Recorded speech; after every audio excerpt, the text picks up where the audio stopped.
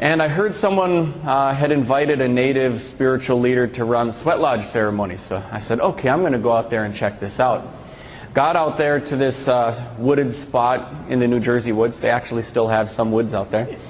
And when I did, lo and behold, there were about 20 non-native people waiting for the ceremony who were all completely naked.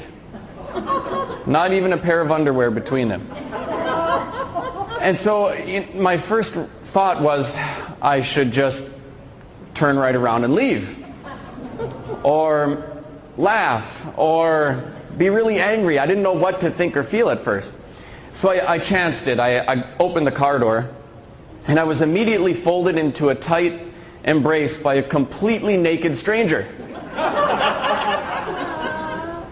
who started saying, "I'm so sorry for what my people did to your people." And now these feelings are kind of, elevating, right? I want even more deeply to laugh. I'm trying very hard to control my anger.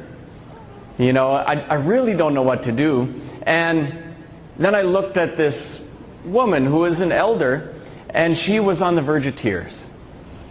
So for her, that was a sincere question, and that was a sincere emotional response.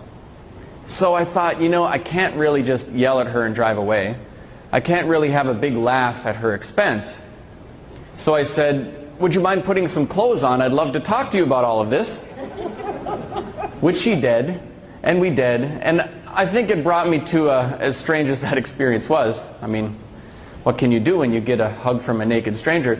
But as strange as that whole experience was, I think it brought me to the realization that if we're ever going to build some bridges across racial lines, if we're ever going to generate some chances for deeper understandings, that I'd have to do my part.